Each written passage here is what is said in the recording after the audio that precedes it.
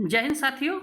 अभी जो है हमारे 53वें मुख्य न्यायाधीश जो है सूर्यकांत जो है होंगे, न्यायमूर्ति सूर्यकांत। तो चलिए जो है आज हम चर्चा करते हैं कि जो है भारत के मुख्य न्यायाधीश की नियुक्ति कैसे होती है, उसके सारे जो है क्लॉज को हम लोग पढ़ेंगे और ये यूपीएससी के लिए काफ़ी इम्पोर्टेंट है। तो आ जाइए, हम लोग IAS अकेडमी में आप सबका स्वागत है। पहला क्या है कि आपका जो है भारत के मुख्य न्यायाधीश के बारे में आज हम पूरी चर्चा करते हैं। ओके, ये PDF आपको जो है हमारे Telegram channel PCS warrior academy पे आपको मिल जाएंगे। ओके, तो वर्तमान में जो हमारे न्यायाधीश हैं वो BR गवई है। उसका पूरा नाम क्या है? जस्टिस भूषण राम गवई। ओके, और ये जो है 52 नंबर के हैं। इनकी जो है नियुक्ति द्रौपदी मुर्मू ने जो है 14 मई 2025 को राष्ट्रपति भवन में शपथ दिला के किए थे। इसके बाद जो है इनका जो है कार्यकाल जो है 23 नवंबर 2025 तक है और 23 नवंबर को जो है BR गवई रिटायर हो गए हैं, 92 मुख्य न्यायाधीश। यह जो है पहले बौद्ध और दलित जो है न्यायाधीश है।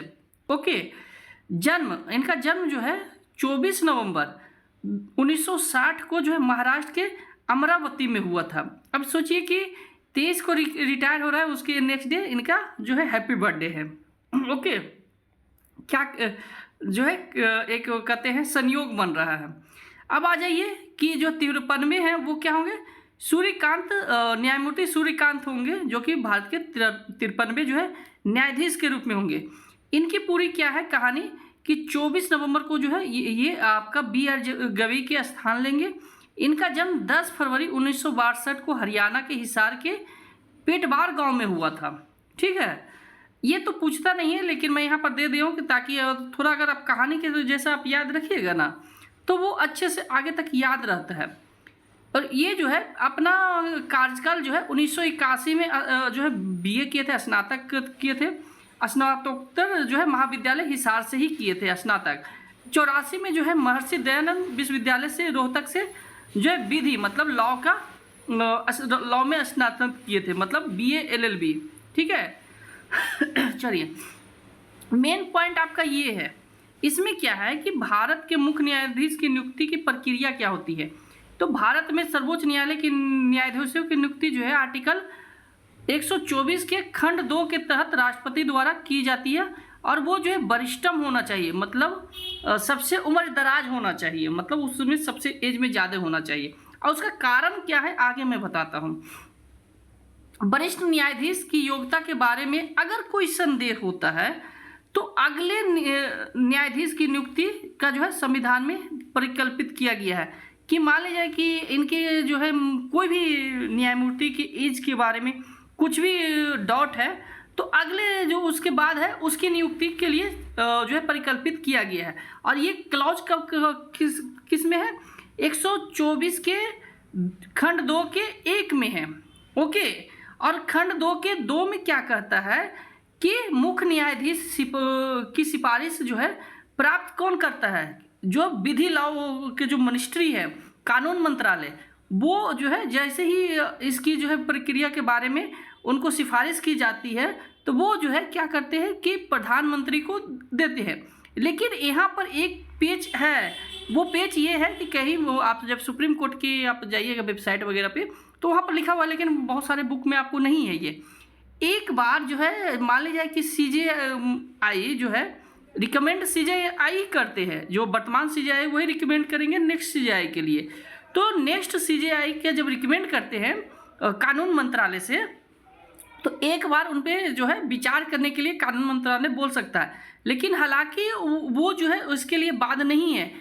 ठीक है, कि अगर मैंने किसी का मतलब जो CJI है कि वो जो है किसी का नाम रिकमेंड कर देता है तो वो अगर कानून मंत्रालय से ये आता है दरखास्त की एक बार इस पर विचार कीजिए तो उसके लिए वो बाध नहीं है कि हम इस पर विचार करें ही।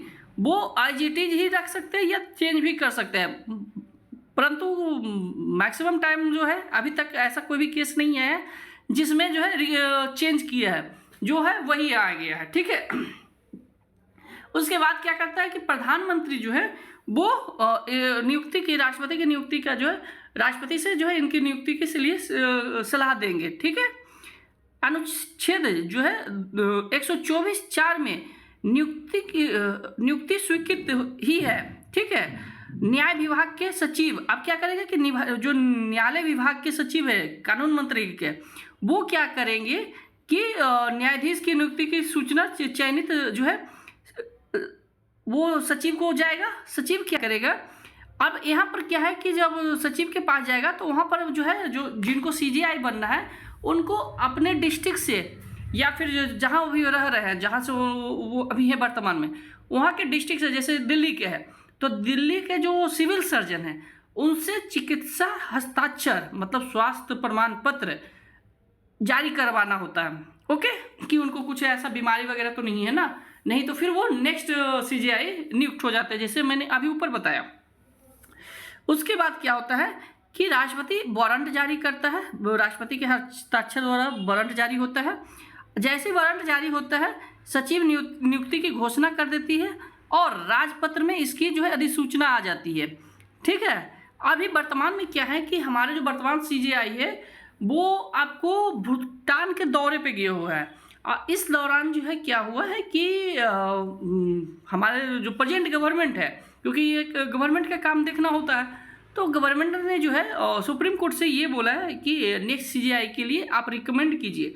तो जो सुप्रीम कोर्ट के जो ऑफिस है सीजीआई के ऑफिस, वो जो है क्या कहे हैं कि अभी सीजीआई आउट ऑफ इंडिया है, जैसे ही आता है नाम रिकमेंड किया जाएगा।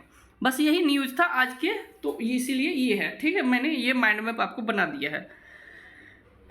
इसके बाद क्या है कि भारत के मुख्य न्यायाधीश की नियुक्ति कॉलेजियम प्रणाली से होता है, जिसमें वर्तमान मुख्य न्यायाधीश और सर्वोच्च न्यायालय के वरिष्ठतम न्यायाधीश होंगे। ओके, इसके अलावा इनकी योग्यता क्या है कि वो भारत का नागरिक हो, 5 साल तक किसी उच्च न्यायालय में जज हो या विभिन्न उच्च न्यायालय में जज रहा हो, एक न्यायालय या विभिन्न न्यायालयों में, या फिर 10 साल तक किसी उच्च न्यायालय में वकील हो, एडवोकेट। ओके, राष्ट्रपति की राय में वह जो है प्रतिष्ठित न्यायविद होना चाहिए। ओके, सेवानिवृत्ति आर्टिकल 124 में कहा गया है कि आपका जो ये सेवानिवृत्त होगा वो या तो 5 वर्ष या 65 वर्ष, जो भी पहले होगा उसके अनुसार से ये हो जाएगा, रिटायर हो सकते हैं। तो इसीलिए जो है वरिष्ठतम को लिया जाता है कि जो है 65 वर्ष जल्दी आ जाए और वो रिटायर हो जाए, समझे। तो ये वीडियो आपको कैसा लगा, सेम आपको ये PDF आपको मिल जाएंगे हमारे टेलीग्राम चैनल पे PCS वॉरियर एकेडमी में, और इसी तरह से डेली आपको माइंड मैप के थ्रू आपको जो है बताया जाएगा। ओके, तो आज के लिए इतना ही रखते हैं। अगर आपको ये वीडियो अच्छा लगता है तो आप दूसरों तक शेयर कीजिए, और जो भी आपको इस वीडियो में त्रुटि लगती है आप इसे कमेंट कीजिए। धन्यवाद।